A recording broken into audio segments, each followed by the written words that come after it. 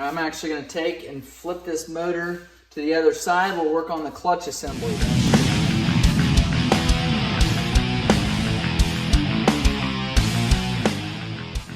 All right, we've got our clutch cover here, 8 millimeters all the way around this. If you're just wanting to deal with the clutch basket and the friction plates, you do have to just remove this round cover here. And I'll do that just so you can see what it looks like just removing that cover.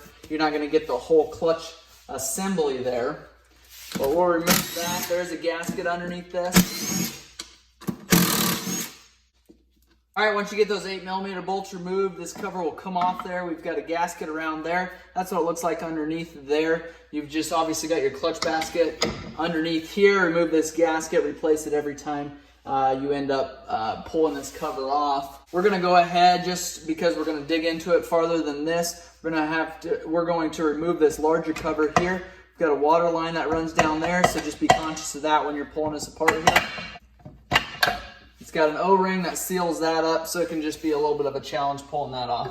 And our clutch underneath there, we've got our impeller here for our water pump. We've got our starter idler gear here, and we've got our cam chain, lower chain that's here, along with our guide, our tensioner behind here. So we're gonna go ahead and pull this clutch off.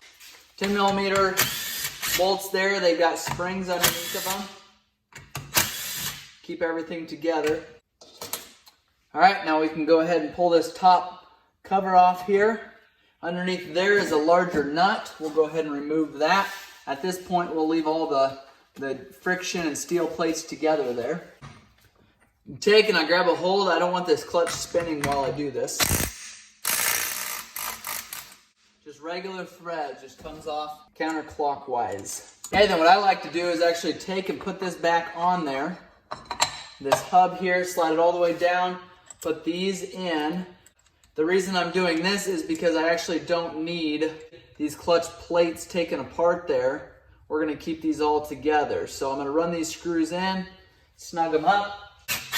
Obviously, these are gonna be pulled off again fairly soon when we go back together, so you don't have to torque them down or tighten them up there too much, but you just want them snug. You can take and pull this entire assembly off together. We've got your needle bearing that goes in behind there, and we've got a washer here that a lot of times will stick to your shaft underneath there. So that's our clutch assembly there.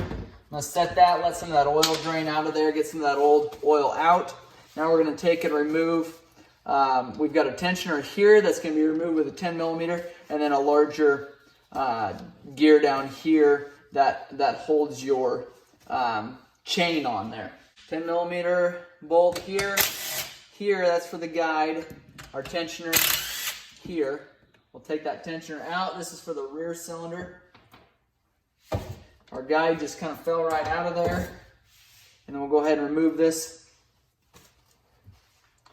17 millimeter bolt there. And I don't want this to spin. I don't know that the motor will spin, but I like to hang on to this chain just in case. So it did spin a little bit, but we got it pulled off of there. Now we've got that bolt off. And then we have this gear that's going to come off here. Keep in mind you've got a woodruff key in behind there. You just want to keep an eye on that so you don't lose that there. We've got our chain now.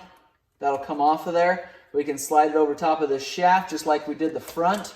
And now we can pull everything up here. We've got the rear chain completely off. We'll push that woodruff key out there now at this time.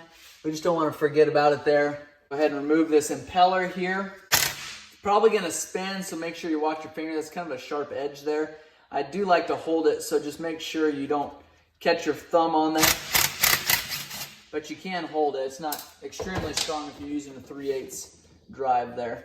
And you can take and wiggle this impeller off just like that. It's got a rubber seal in behind it, so it sometimes can be fairly challenging. Go ahead and pull that washer off our idler gear. 14 millimeter to pull this gear off. All right, we've got that one removed there. That's a specialty washer, so keep that in mind. It's a tapered washer. Just remember where that goes.